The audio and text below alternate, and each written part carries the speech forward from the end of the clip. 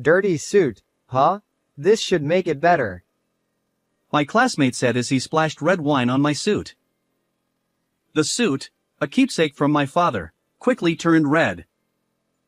Trembling with anger, I couldn't do anything. At that moment, a woman with black eyes jumped in front of me. She had seen everything and gave my classmate a sharp look. I never thought I'd see your true colors here. The man's face turned pale, and he collapsed to his knees with a look of despair.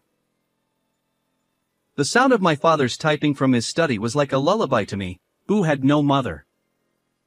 Even when I was alone in my bedroom, it felt like my father was nearby. However, one night, I couldn't sleep no matter what, so I went into my father's study while he was working. Japanese books, Japanese English dictionaries, and documents written in Japanese were scattered around. My father didn't seem to notice me coming in. I picked up one of the scattered pieces of paper. No matter how long I looked at the Japanese writing, I couldn't figure out what it said. It was the same with other books I picked up. Still, I wanted to know what was written there. I was curious about what my father was reading. Liam, you're still up? My father said, noticing me. Yeah, I couldn't sleep. I replied, picking up the book with the coolest spine that was at my feet. Hey Dad, what's written in this book? My father smiled gently. Do you want to learn Japanese too, Liam? When I nodded, he smiled even more happily. That was my fondest memory with my father. He raised me on his own and gave me many things, one of which was the Japanese language.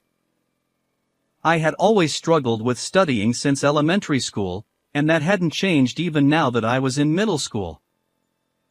But Japanese, which my father taught me, was different. Although I didn't have many opportunities to use it in middle school, my Japanese skills were good enough to enjoy Japanese music and movies without any trouble, and I could even live my life speaking only Japanese with my father. One day, on my way home from school, I met a girl. She seemed a bit younger than me, probably still in elementary school. She had black hair and black eyes, and it was clear she was Asian. She looked troubled and was trying to talk to people passing by, but the adults around her would quickly walk away as soon as they saw her. I couldn't just pass by her when she looked like she was about to cry. So, I decided to speak to her in Japanese. What's wrong? I asked in Japanese. She looked a bit surprised that a middle schooler was speaking to her in Japanese, but then she responded in Japanese. I got separated from my mom and dad. I want to go back to this address, but we just moved here, so I don't know the way. She was holding a note with an address close to my middle school written on it. Oh, I know this place. I'll take you there. She happily grabbed my hand and thanked me repeatedly. I'm Liam Smith. What's your name? I'm Erica. Why did you come to the US? Erica? Because of my parents' work, we move around a lot. It seemed her parents were moving for a job transfer and frequently on long-term assignments in different countries. She had been following them around, and America was already her fifth country. I listened to Erica talk about her life in various countries. Her stories about the great outdoors and historical buildings, which I had only seen in books, felt more real than anything I had read or seen on TV. That must be tough, moving around so much at your age. Erica gave me a bright smile. Not at all. Every country has its own interesting and wonderful things. I'm happy with my life now. As we talked, we arrived at her house. Both Erica and her parents thanked me repeatedly, bowing their heads. On my way home, I kept replaying her stories in my mind. Her tales of living in different countries and the allure of unknown cultures sparked a desire in me to pursue a career that involves traveling abroad. A few years later, after graduating from high school, I got a job at a travel agency. Due to family circumstances, I couldn't travel abroad as I wished, so I chose this job to help others experience the joy of traveling overseas. Also, dreaming about foreign countries was the only thing I could pour my passion into, as I was not good at studying. Work, as expected, was challenging. At first, I didn't understand much and was constantly scolded by my seniors. I struggled to properly guide customers, and there were many hardships. However, after a few more years on the job, I got used to it and saved up some money. I started thinking about traveling abroad myself. It was around that time that my father passed away. Having raised me on his own, my father had pushed himself too hard. Over the years, his body visibly thinned, and his healthy complexion gradually faded. Even after I got a job and became independent, my father continued to work without showing any weakness. His overwork likely took its toll. My father had given me many things, including the ability to speak Japanese, when I was young. This time, he left me with one more thing, an old-fashioned suit. Though worn, it was meticulously cared for, with no holes or frays. Despite its age, it symbolized my father's unwavering dedication to his work. When I found the suit while sorting through his belongings, I decided to keep it as a memento. I resolved to wear it during important moments in my life from then on. Years passed since my father's death. Before I knew it, I was 30 years old, about the same age my father was when I first became interested in Japanese. At the travel agency where I worked, I had risen to a decent position and had subordinates. I wondered if I had become the kind of man who could wear my father's suit with pride. Just as I started thinking that way, a letter arrived in my mailbox. It was from a high school classmate, informing me of an upcoming reunion. Despite my struggles with studying, I had fond memories of high school. Even as a child, I would stay out late playing with friends, trying not to worry my busy father. There were a few friends I was eager to see again. I marked my attendance and looked forward to the reunion day. On the day of the reunion, I pondered what to wear. In the end, I decided to wear my best outfit, my father's keepsake suit. The venue was already bustling, and everyone still had traces of their high school selves. Having started working right after graduating high school, I rarely had the chance to chat and drink with people my age. I was excited to join the circle of my old friends. Liam, is that you? I heard a voice from behind and turned around. A man in an expensive-looking navy suit with an obnoxiously flashy gold watch was looking at me, swirling red wine in his glass. It was Michael. He wasn't a friend. In fact, he was a guy who always picked on me in high school. For example, he knew I was terrible at everything except Japanese, and when test results were returned, he would come to my seat with his high-scoring paper and say, Hey Liam, what did you get? Without waiting for my answer, he would snatch my paper and loudly announce my near-failing score to the whole class. Yet, when it came to returning Japanese test results, where I excelled, he wouldn't move an inch from his seat. I also remember gym class. During a soccer lesson, when Michael was on the opposing team, he would pretend to pass the ball to his teammates but deliberately hit me with it multiple times. Even when the teacher finally reprimanded him, Michael showed no remorse and just gave me a spiteful grin, which was a humiliating memory.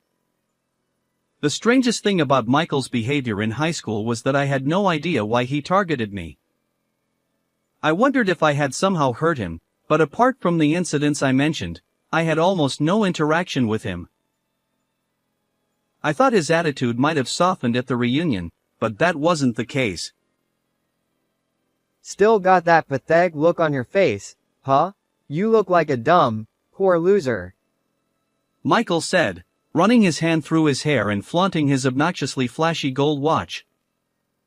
I had heard that Michael's father was the president of a hotel chain with locations all over the United States. In high school, he used to brag about how he would take over his father's company and become the president. Another annoying rich man looking down on the common folk. I tried to keep my emotions in check and handle Michael calmly. "What's up, Michael?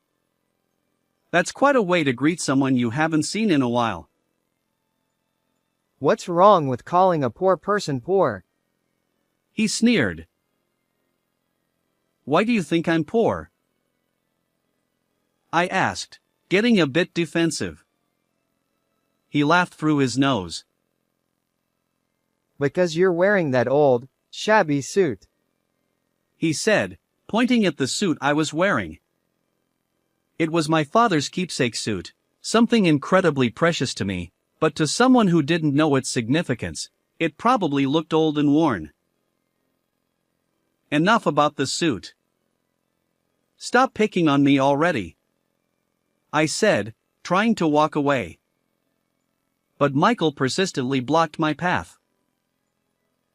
And doesn't that suit smell like it's soaked in mold and dust from a poor house? He added. By then, a small crowd had gathered around us. Our classmates, who had been listening to our exchange, were now focused on the two of us.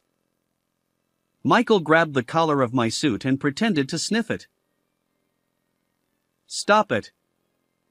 Don't touch my suit," I shouted, shaking his hand off angrily. Michael looked annoyed for a moment but quickly returned to his hateful smile. I've got a great idea. A way to make your suit even better. I had a bad feeling. I should have walked away immediately, but it was too late. Here's how. Michael threw the red wine from his glass all over my suit. The jacket and the white shirt underneath quickly turned red. The cold, unpleasant sensation spread to my stomach as the wine soaked through to my undershirt. I was too shocked and furious to speak. All I could do was clench my teeth and glare at Michael, trembling with anger. Our classmates, who had been watching, started to scold Michael, but he didn't seem to care and continued to mock me. What's the matter? Are you actually mad? Over a cheap suit getting stained? You should be thanking me for adding a nice scent with this fine wine. I had reached my limit.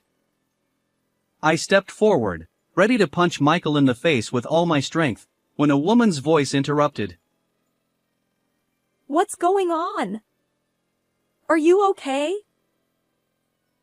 She asked, rushing over to me.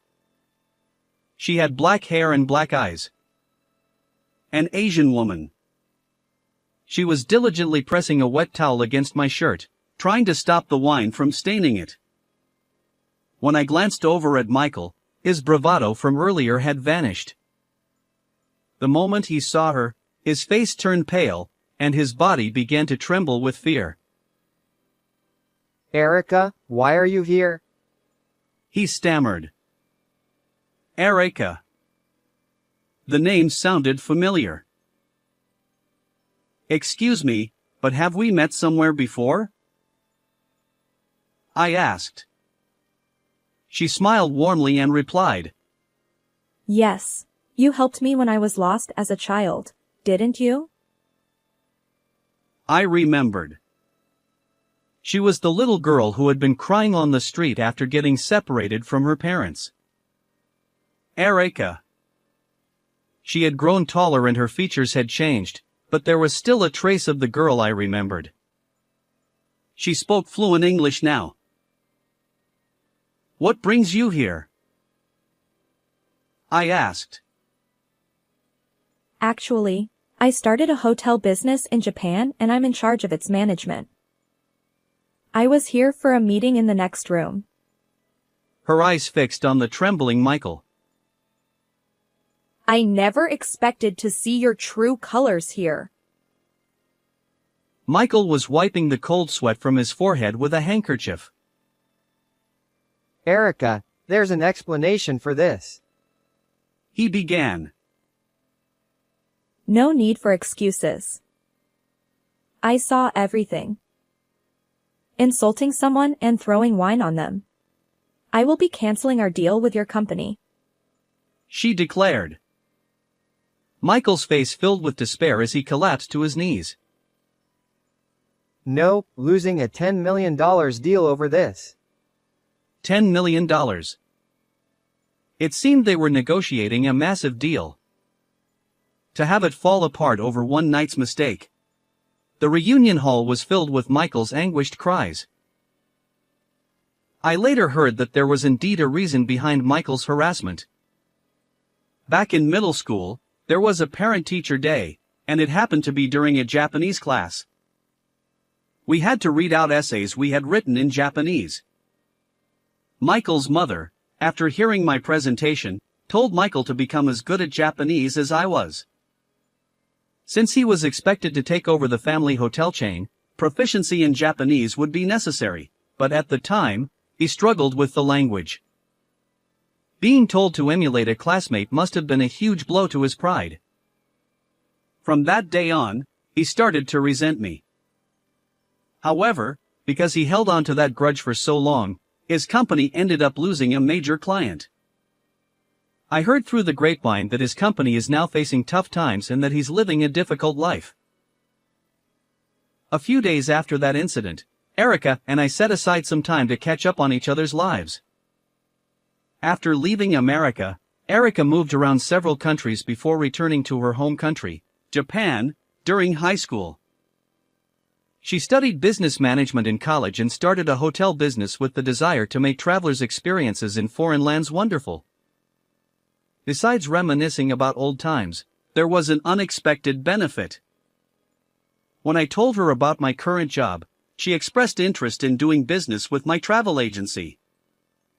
She was looking to expand into the American market and needed a reliable travel agency to partner with. Our companies officially teamed up, and our sales steadily increased. My achievements were recognized, and a few years later, I was promoted to a position where I could manage the business. I owe my success to my father, who taught me Japanese when I was a child.